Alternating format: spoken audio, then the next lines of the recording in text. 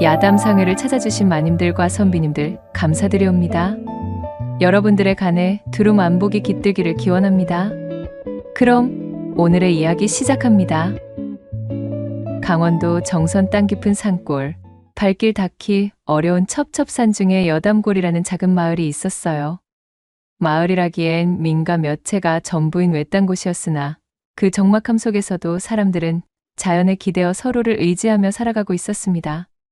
윗골에는 산삼과 약초를 캐어 살아가는 신만이 부부가, 아랫골에는 사냥으로 생계를 잇는 사냥꾼 부부가 살았답니다.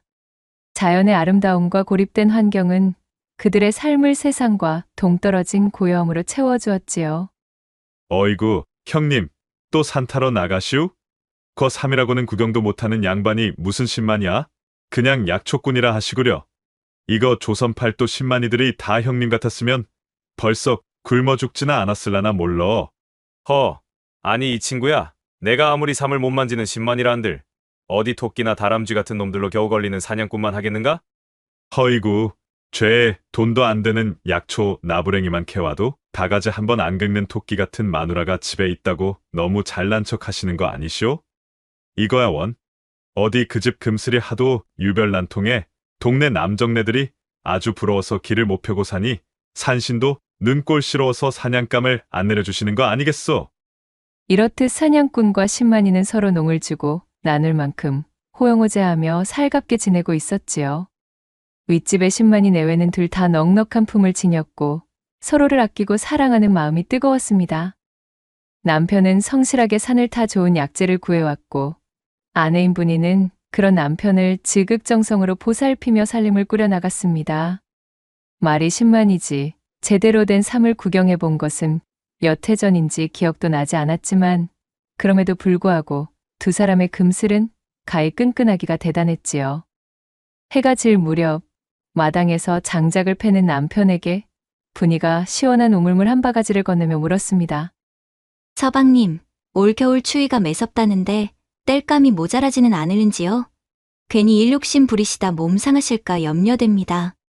신만이는 분이가 건네는 물을 받아 단숨에 들이켰습니다. 그의 얼굴에는 투박하지만 정직한 웃음이 걸려 있었어요. 걱정 말아요, 분이. 산의 나무는 썩어 넘치는걸. 당신 추위 타지 않게 아궁이에 불말을 날 없게 해줄 테니 염려 놓으시오.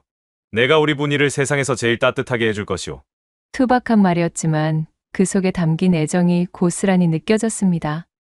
기분이 좋아진 분이는 남편의 넓은 등에 기대어 잠시 눈을 감았어요. 이 품 안이 세상의 전부인 듯 안온했지요. 밤이 깊어 방문을 닫아 걸면 그들의 집에서는 소곤거리는 웃음소리와 따뜻한 온기, 그리고 어느새 두 사람의 농밀한 숨소리로 가득 메우는 질펀한 우누가락이 새어나왔습니다. 아유, 서방님도 참, 어쩜 이리 지치는 법이 없으십니까, 그래. 분이 같은 색시와 함께 사는데 지치다니. 그것이야말로 사내구실도 못하는 놈 아니겠소? 자, 그런 소리 마시고 나는 아직 끝나지 않았으니 어서 이리 들어와 보시구려. 이번에는 내 새로운 방법으로다가 한번 당신과 진득해져 볼 참이라오. 이윽고 호롱불이 후욱 꺼지면 두 사람이 만들어가는 한밤중의 우누가락 소리가 지천으로 퍼져 풀벌레들도 숨을 죽인 채 귀를 기울이게 만들어버렸답니다. 반면 아랫집 사냥꾼 만식의 집에는 늘 차가운 기운이 감돌았습니다. 만식의 아내 점덕은 입만 열면 타박이여 바가지였어요. 만식이 힘들게 사냥해온 짐승으로 살아가는 살림에도 늘 불평이 끊이지 않았습니다. 에게, 오늘도 고작 노루한 마리요. 다른 사냥꾼들은 장에 나가 집신이라도 팔아오고 사냥철이 아니면 남의 집 머슴이라도 산다던데 당신은 어찌 그리 산에만 붙어 사는 게요. 이러다 올 겨울엔 굶어 죽기 딱이겠소. 저녁 상머리에서 점덕이 숟가락을 내려놓으며 쏘아 붙였습니다. 만식은 말없이 짐승의 고기를 우악스럽게 씹어 넘겼지요. 점덕의 잔소리는 하루 이틀이 아니었지만 들을 때마다 속이 뒤틀리는 것은 어쩔 수 없었습니다. 산에서 사는 사냥꾼이 산에 있지. 그럼 어디에 있겠소? 굶어 죽을까봐 그러오. 그딴 것은 걱정일랑 마시오. 내 손에 활과 칼이 있는 한 탐욕이 덕지덕지 붙은 당신 입구멍에 풀칠만은 시켜줄 터이니. 만식이 쏘아붙였지만 그 목소리에는 위력이라는 것이 없었습니다. 그 역시 이 지긋지긋한 삶이 버거웠지요. 점덕과 그는 애초에 정으로 맺어진 사이가 아니었습니다. 만식의 집안이 큰 빚을 지게 되었을 때 돈 많고 수단 좋은 점덕의 부모가 그 빚을 탕감해주게 되었지요. 그 대신 내다 치우듯이 집안의 장녀이자 노처녀로 밥을 축내고 있던 점덕을 만식과 혼인하도록 강요했던 것입니다. 만식은 어쩔 수 없이 점덕을 아내로 맞으면서도 단 한 번도 그녀에게서 여인의 온기를 느껴본 적이 없었고 점덕 역시 만식을 돈 벌어오는 수단 이상으로 생각하지 않는 듯 했어요. 그들의 집에는 사랑도 정도 아닌 차가운 공기만이 가득했습니다. 그런 만식의 마음속에는 사실 오래전부터 다른 여인이 자리 잡고 있었습니다. 바로 윗집의 분이었어요. 처녀 시절의 분이는 만식에게 산골의 꽃처럼 아름다운 존재였답니다. 그는 분이를 남몰래 연모했지만 변변찮은 자신의 처지와 어쩐지 다가가기 어려운 분이의 고고함 앞에서 고백조차 해보지 못했습니다. 그리고 결국 운명의 장난처럼 원치 않는 여자 점덕과 묶여버렸지요. 산골 생활은 적적했기에 윗집과 아랫집은 겉으로는 친형제처럼 서로 돕고 지냈습니다. 사냥감을 나누거나 약재를 캐오면 조금씩 건네주는 식으로 왕래가 있었어요. 하지만 만식에게 그 시간은 가장 기다려지는 시간이면서도 한편으로는 고문과 같았습니다. 윗집에 갈 때마다 분이와 그의 남편이 함께 웃고 이야기 나누는 모습을 봐야 했기 때문입니다. 어느 날 만식은 윗집 신만이에게 줄 사냥감을 들고 찾아갔습니다. 방문이 열린 틈으로 분이의 낭랑한 목소리가 들려왔습니다. 서방님, 오늘은 노루간을 좀 얻어왔어요. 아랫집 홍서방이 주신 건데 사내의 몸에 좋다고 하니 우리 서방님 많이 드셔요. 허허허. 아니, 보시오 임자. 내 몸이 이 이상 좋아지면 야밤마다 우리 분이는 나를 어찌 감당하려 그러시오? 요사이 내가 조금 소홀했다고 이리 눈치 주는 것이오? 아유, 정말로 못 말리신다니까. 신만이의 굵직한 웃음소리와 분이의 교태 섞인 비음에 만식은 사냥감을 들고 있던 팔에 힘이 쭉 빠지고 말았습니다. 지아비를 향한 분이의 목소리는 늘 상냥했고 눈빛에는 사랑이 가득했지요.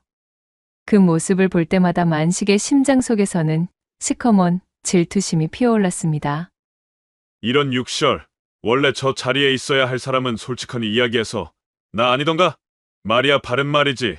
사실 내가 먼저 연모했던 분이 이거늘 어찌 저리 다른 사내와 행복하게 사는 것을 두 눈 뜨고 보고만 있어야 한단 말인가? 게다가 나는 이토록 혼인 생활에 염증만 느끼고 있는데. 만식은 분이와 행복하게 살고 있는 신만이가 원망스러웠고 그런 신만이를 사랑하는 분이가 야속했으며 자신과 한 집에서 사는 점덕에게는 분노가 치밀었답니다. 그러던 어느 날 밤 만식은 사냥을 마치고 평소보다 늦게 집으로 돌아왔어요. 방문 앞에서 희미한 불빛이 새어나왔지만 인기척이 없었습니다. 문을 열려던 그는 안에서 들려오는 점덕의 목소리에 발걸음을 멈췄습니다. 그것은 만식에게 건네는 목소리가 아니었어요. 다시는 단 한 번도 들어본 적이 없던 너무도 부드럽고 애틋한 속삭임이었습니다. 그리고 이윽고 집안에서 웬 낯선 사내의 나직한 대답이 이어졌습니다. 아잉, 이거 봐, 석강이. 자넨 정말이지. 이런 산골짜기에서 남의 집 세경이나 받아먹고 살기엔 아까운 존재란 말이여. 이 우람한 것 좀 보라지. 이걸 그냥 놔두고 어찌 사신대? 어휴, 아지매의 그 시커먼 속은 정말 한양 그 누구를 가져다 붙여도 아니 될게요. 참으로 어쩜 그리 음탕하시오? 집안에서 들려오는 외도의 현장에 만식의 심장이 차갑게 식었습니다. 그는 조용히 문틈으로 안을 들여다보았지요. 점덕은 다른 고을에서 품팔이를 하고 있는 젊은 머슴과 함께 있었습니다. 게다가 두 사람은 만식의 이부자리 위에서 서로를 탐하고 있었지요. 만식은 숨을 멈췄습니다. 헌데 배신감보다 먼저 느껴진 것은 묘한 해방감과 번뜩이는 꾀였어요. 저 천하의 못된 것이 이제는 일말의 부부간 신이 맞아도 져버리는구나. 그래, 차라리 잘 되었다. 네가 그리 나와주는 덕에 나도 오히려 마음이 홀가분해져서 이젠 해치울 수 있게 되었어. 그의 눈빛이 광기로 번뜩였습니다. 우연히 맞이한 아내의 추악한 비밀은 오히려 만식에게 복수와 욕망을 동시에 실현할 수 있는 사악한 계책의 시발점이 되었어요. 아내 점덕과 다른 사내의 은밀한 만남을 확인한 그 밤, 만식의 머릿속에서는 차가운 계산이 시작되었습니다. 어느 날의 밤, 만식은 헐레벌떡 윗집 분이에게 찾아갔습니다.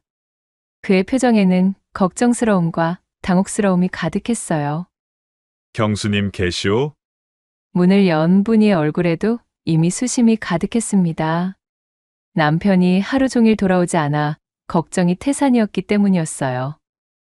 어머나, 어쩐 일이세요? 만식은 일부러 목소리를 낮추며 말했습니다. 아, 다름이 아니라 제 아내가 어제 밤부터 도통 보이질 않아서 말입니다. 어디 갔는지 혹시 아십니까?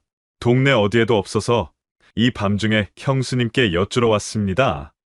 만식의 말에 분이의 얼굴은 더욱 창백해졌습니다. 글쎄요. 저희 집으로는 안 오셨는데 공교롭게도 저희 서방님도 어제 산에 가시고는 아직 소식이 없어요. 해가 져도 오시질 않으니 걱정이 태산입니다. 만식은 기다렸다는 듯이 놀란 표정을 지으며 말했습니다. 아니 형님도요? 두 분이 함께라. 이거 참 희한한 일이네. 어찌 된 것일까요? 만식은 의도적으로 두 분이 함께라는 말을 흘렸습니다. 분이는 그 말의 의미를 단번에 파악하지 못하고 되물었지요. 무슨 말씀이세요? 두 분이 함께라니. 만식은 잠시 머뭇거리는 척하다가 이내 말을 거두었습니다. 아, 아닙니다, 형수님. 그저 제가 괜한 생각을 했나 봅니다. 일단 제가 좀 더 수소문을 해보도록 하지요. 산이란 언제나 위험하니 말입니다. 만식은 분이를 남겨두고 곧바로 대처로 나갔다 온다며 뒤돌아섰고, 만식이 남기고 간 섬뜩한 암시는 분이의 마음속에 깊이 박혔지요. 이후로 만식은 며칠간 자리를 비웠습니다. 그리고 대처에서 돌아온 그는 점덕이가 다른 사내와 야반 도주했다는 소문이 돌더라는 이야기를 꺼냈습니다. 신만이가 사라진 것도 사실은 제 부인 점덕과 함께 도망쳤기 때문이라는 소문이 돌고 있습니다. 말도 아니 됩니다. 그럴 리가 없다는 것은 만식 씨가 더욱 잘 알고 있지 않습니까? 분이는 사색이 되어 소리쳤습니다. 하지만 마을 사람들 사이에서도 신만이와 사냥꾼 마누라가 눈이 맞아 도망쳤다는 소문이 삽시간에 퍼져나가고 있었지요. 그렇게 한 달이 지나도록 남편에 대한 소식은 없었고, 이젠 거의 기정사실이 되어버린 소문은 분이에게 청천벽력과도 같았습니다. 신만이와 사냥꾼 마누라가 눈이 맞아 도망쳤다는 소문은 불길처럼 여담고를 휩쓸었고 분이의 가슴에 비수처럼 꽂혔습니다. 매일을 남편의 무사기환을 빌고 또 빌며 그녀는 못내 귀를 닫고 소문을 무시하려 했지만 그것도 오래가지 못했어요. 분이는 사랑했던 남편이 자신을 버렸다는 배신감과 갑작스러운 상실감에 식음을 전폐하고 방에 틀어박혀 버렸어요. 남편의 부재와 소문의 무게로 분이의 작은 몸을 짓누르고 있었지요. 언제나 깨가 쏟아지는 금술좋던 집안은 깊은 정막에 잠겼습니다. 분이의 울음소리만이 간간히 집안의 고요를 찢어놓고 있었어요. 두 사람은 가을이 깊어지자 고립된 산골 마을에서 서로의 존재를 완전히 외면할 수는 없었습니다. 대처에 나가 아내의 소식을 탐문하던 만식이 돌아와 분이에게 말했습니다. 그의 얼굴에는 아내를 찾지 못한 상심과 분이를 향한 염려가 뒤섞여 있었지요. 형수님, 백방으로 수소문해보았으나 제 아내는 결국 찾지 못한 듯합니다. 어디로 숨었는지 흔적조차 없이 사라졌다는군요. 만식의 침통한 표정에 분이는 고개를 숙인 채 아무 말도 하지 않았습니다. 만식은 분이의 앙상해진 모습과 깊어진 눈매를 보며 가슴 한편에 묘한 만족감과 함께 오래 억눌렀던 연모의 감정이 뒤섞이는 것을 느꼈습니다. 형님께서는 아무래도 정말로 점덕이와 함께 나서신 것이 아니실지. 그의 조심스러운 이야기에 분이가 격하게 고개를 저으며 소리쳤지요. 아니에요. 그럴 리 없어요. 우리 서방님은 절대 그런 분이 아니세요. 그 소문은 새빨간 거짓말입니다. 분이의 목소리는 절박했습니다. 만식은 더 이상 묻지 않고 그저 묵묵히 분이의 곁에 앉아 있었지요. 그런 나날들이 하루가 가고 이틀이 가고 어느덧 속절없이 몇 달이 흘러가 버렸습니다. 그쯤 되니 만식은 서서히 분이의 생활 속으로 스며들어 있던 참이었지요. 땔감이 떨어진 것을 보고는 말없이 장작을 패서 쌓아주었고 굶고 있는 분이를 위해 사냥한 짐승의 고기로 국을 끓여 가져다 주기도 했습니다. 형수님, 한 술이라도 좀 들어보시오. 이러다 쓰러지십니다. 뭐라도 좀 드셔야지요. 그의 목소리는 부드러운 위로가 가득 담겨 있었지요. 분이는 처음에는 만식의 도움을 거부했지만 깊은 슬픔과 고독 속에서 차츰 그의 묵묵한 보살핌에 기대게 되었습니다.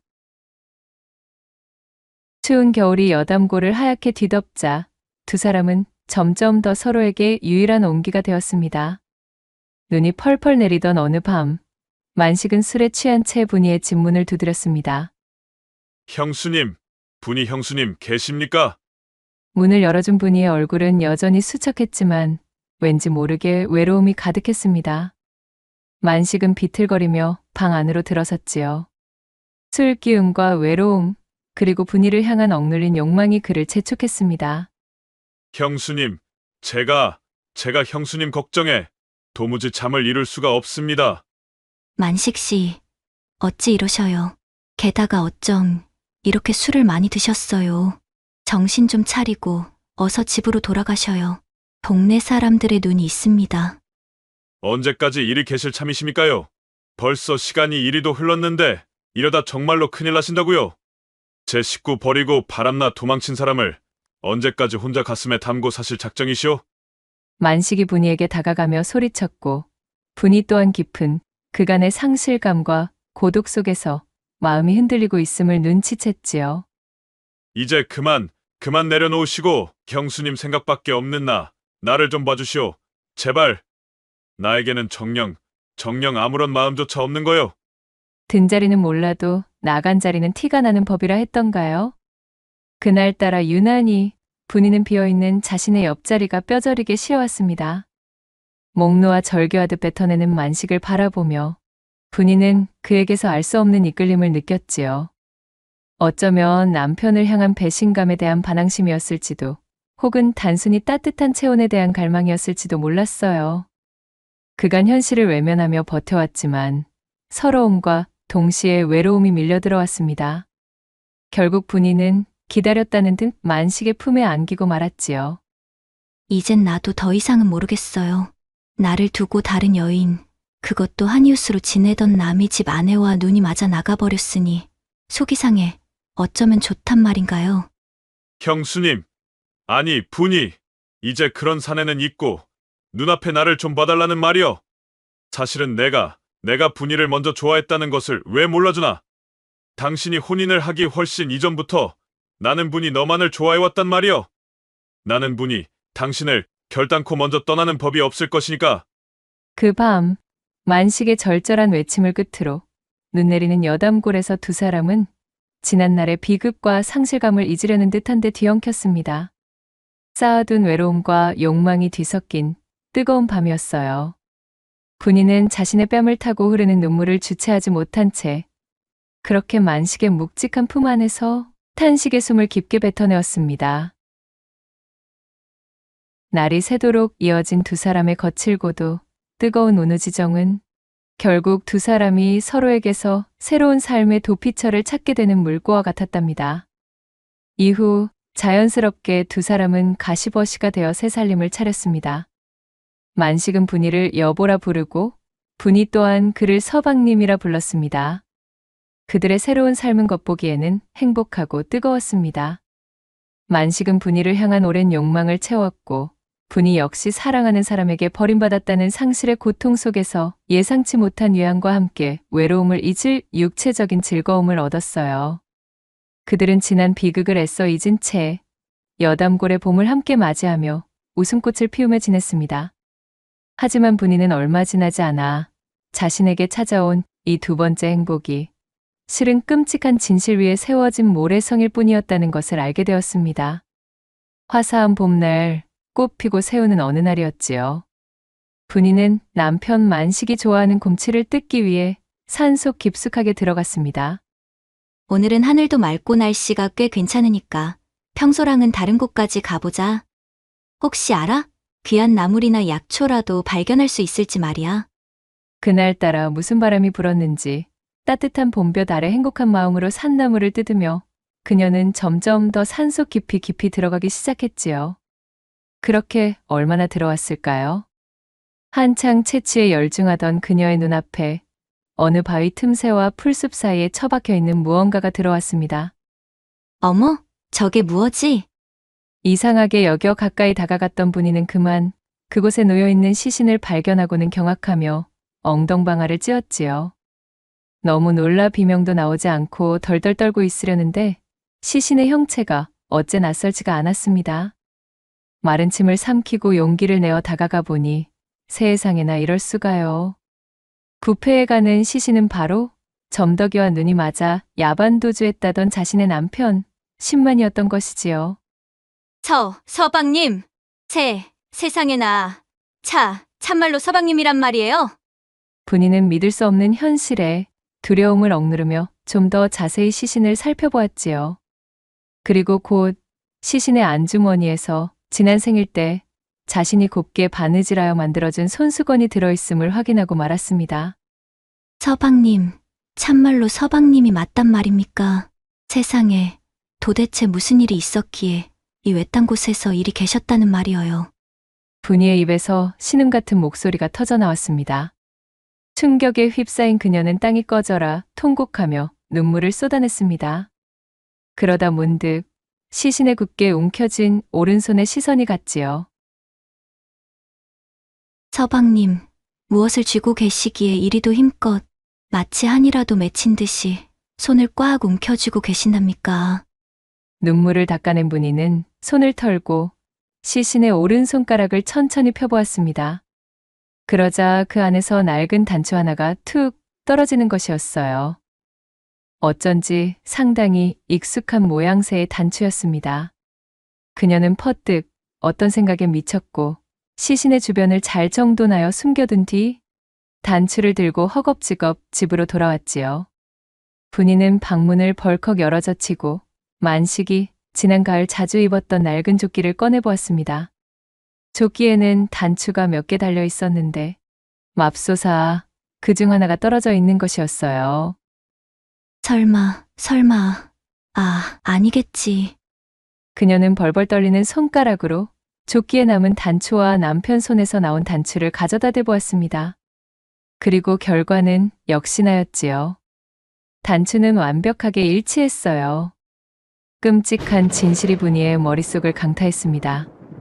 자신에게 거짓을 고하고 자신의 지아비를 점덕과 눈이 맞아 야반도주를 감행한 몹쓸 위인으로 만든 사람. 자신의 남편을 저토록 참담한 몰골로 버려둔 범인은 바로 지금 자신의 곁에 있는 사냥꾼 만식이라는 것 말이지요. 내가 참으로 미쳤었구나. 이런 일이 있는지도 모르고 내가 지아비를 죽인 원수와 함께 지낸 것도 모자라 밤마다 그와 살을 섞고 정까지 통했다니. 밀려드는 충격으로 분이는 혼절할 듯 방바닥에 실신했고 그렇게 오장육부를 다 쏟아낼 듯 절규하고 목 놓아 울음을 터뜨렸지요. 온몸의 수분이 다 쥐어짜질 만큼 울고 또 울었을 때 분이의 슬픔은 곧 차가운 분노와 복수심으로 서서히 뒤바뀌어 있었습니다. 그때 마침 만식이 사냥을 마치고 집으로 돌아왔습니다. 그는 분이의 얼굴에 떠오른 차가운 표정과 그녀의 손에 들린 단추, 그리고 바닥에 놓인 조끼를 보고는 가슴이 철렁 내려앉고 말았습니다. 분이, 당신 설마? 만식은 그녀가 모든 것을 파악했음을 직감했지요. 더 이상 숨길 수 없음을 깨달은 만식은 그 자리에 무릎을 꿇었습니다. 곧이어 만식의 입에서 울음 섞인 고백이 터져 나왔답니다. 다 내 잘못이오. 분이가 상상하는 것이 맞소. 내가 그만 형님을 그리 만들고 말았다오. 내 당신을 너무나 연모하고 있었기에, 그랬기에 형님과 당신이 행복한 꼴을 두고 볼 수가 없어. 나도 모르게 이런 일을 벌이고 말았다는 것이오. 눈물 범벅이 된 만식은 오랜 기간 묻어둔 진실을 실토하기 시작했지요. 때는 거슬러 올라가 만식이 평소보다 늦게까지 사냥을 하다 집으로 돌아와 점덕과 이웃고을 머슴이 붙어먹는 것을 알아차린 시기였습니다. 아내의 부정을 확인한 이후로 만식은 며칠간 점덕의 동태를 살폈습니다. 그녀가 언제 어디서 그 머슴을 만나는지 알아내기 위해서였어요. 그는 점덕이 평소 인적이 드물고 지형이 험한 산골짜기에 오래된 고목 아래 바위골에서 그 머슴을 만나기로 약속했다는 것을 알게 되었습니다. 그곳은 발을 잘못 디디면 낭떠러지로 추락하기 쉬운 위험한 곳이었기에 오히려 인적이 드물어 미래를 즐기는 남녀의 방문이 종종 있어 오던 곳이었지요.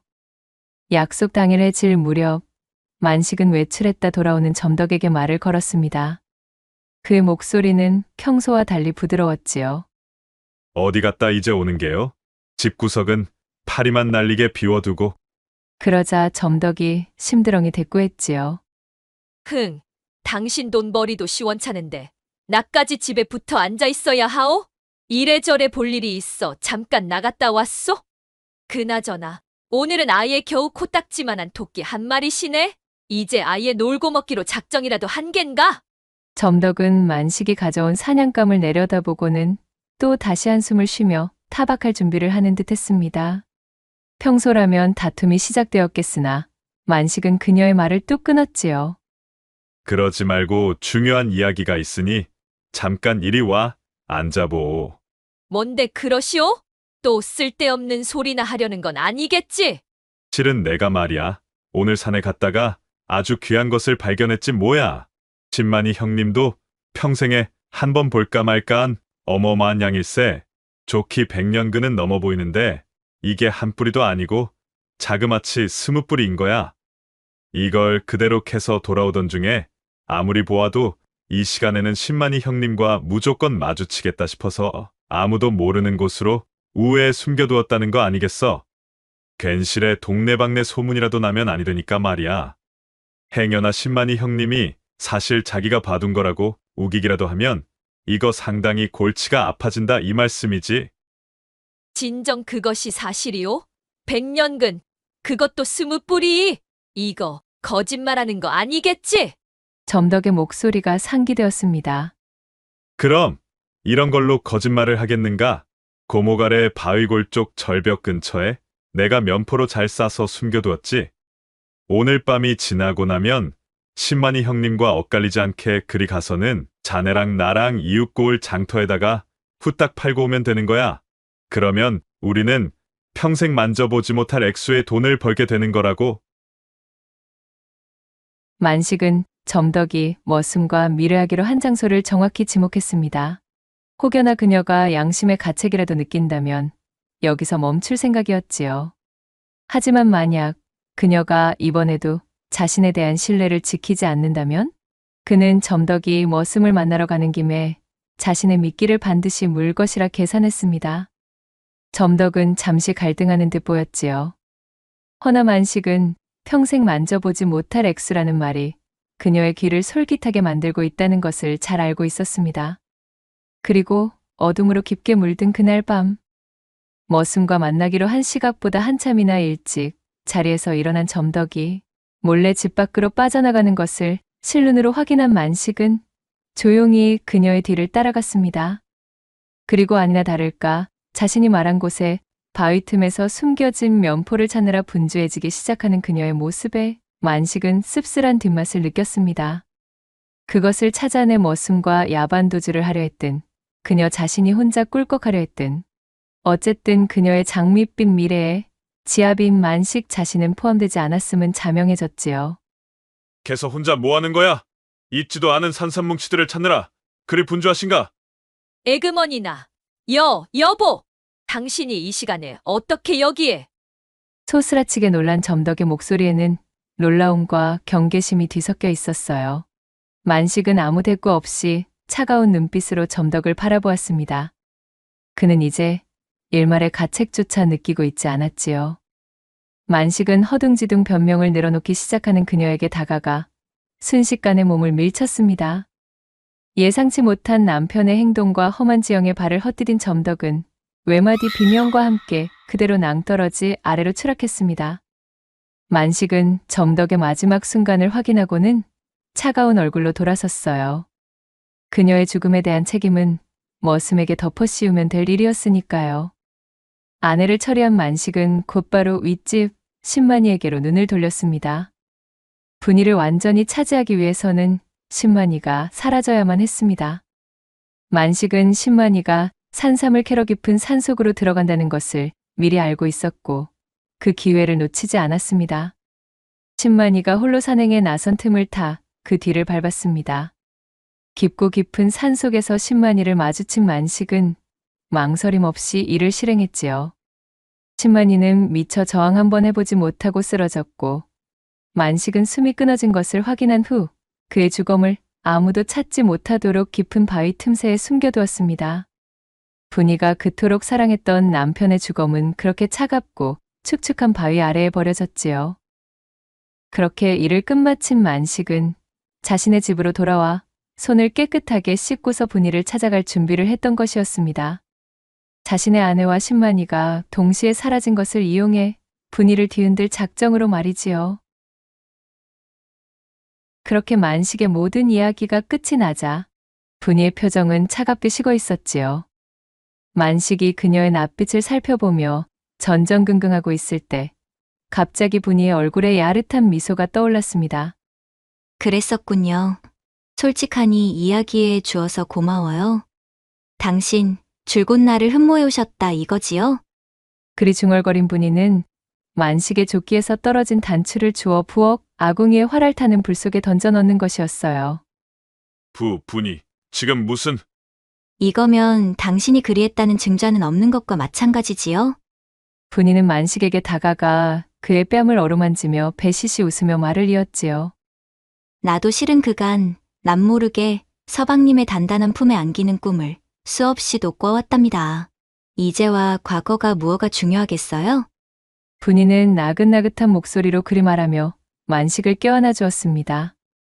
만식은 그녀가 보인 행동과 미소에 왈칵 감격하여 그녀를 거세게 품에 안으며 소리쳤지요. 고맙소이다 임자. 내 앞으로 임자에게 더욱 잘하리다. 우리 앞으로 과거 따윈 완벽하게 잊고 행복하게 살자 이거요. 허나 만식은 보지 못했지요. 자신을 안고 있는 분이의 눈빛이 얼음장처럼 차가워져 있다는 것을 말입니다. 그렇게 두 사람은 한데 뒤엉켜 마치 지난 날을 잊기라도 하자는 듯 격렬하게 운우를 나누었습니다. 얼마 동안 거나하게 질척이는 시간이 지나갔고 분이는 땀을 훔치지도 않고 속치마만 걸친 채 부엌으로 나갔습니다. 그녀의 얼굴에는 이제 미소 대신 차가운 결의만이 남아 있었지요. 잠시 후 술상을 차려온 분이는 만식에게 술잔을 건넸습니다. 자, 술 한잔 하시어요, 서방님. 오늘 밤은 유난히도 깊으니까요. 사냥꾼 만식은 하초만 가린 상태로 분이가 따라주는 술잔을 단숨에 비웠습니다. 그런데 이것이 무슨 일인가요? 술을 마신 만식은 몸부림을 치다 각혈을 하기 시작했지요. 그는 떨리는 손을 뻗어 분이를 향한 허망한 시선을 보내다 결국 쓰러져 눈을 감고 말았습니다. 만식의 마지막 순간 그가 기억하고 있는 분이의 얼굴은 차가운 눈빛으로 싸늘하게 자신을 내려다보고 있는 모습이었지요. 다음 날 아침 분이는 산속으로 들어가 신만이 남편의 시신을 정성 들여 수습했습니다. 외롭게 부패하고 있었던 시신 앞에서 분이는 또 한 번 오열하고 말았지요. 참으로 미안하고 송구합니다, 서방님. 당신을 이리 찬바닥에 눕혀놓고 아무것도 모른 채 당신만 원망하며 살았다니. 그러고도 제가 어찌 감히 당신의 반려였다 할 수가 있으며 또한 당신을 그리워한다 말할 수가 있을까요? 이제라도 편히 눈을 감고 좋은 곳으로 가셔요. 그녀는 신만이의 시신을 정성껏 땅에 묻고 술을 따라 재를 올리며 추모를 마쳤지요. 남편에게 마지막 작별을 고한 그녀는 집으로 돌아와 만식의 시신도 수습했습니다. 지아비를 죽인 원수이지만 동시에 자신에게 짧은 시간이나마 다른 형태의 애정을 주었던 또 하나의 지아비였던 것을 분이 역시 알고 있었습니다. 자, 당신 역시도 이제는 편히 눈을 감고 좋은 곳으로 가시란 말은 드리지 못하겠으나 그간 나를 위해 정성을 다해준 일만은 잊지 않겠습니다.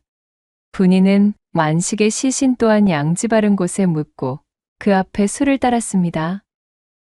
모든 일을 마친 분이는 비극과 모든 악몽의 흔적을 완전히 불태워 없애려는 듯 자신의 집과 만식의 집 모두에 불을 놓았습니다.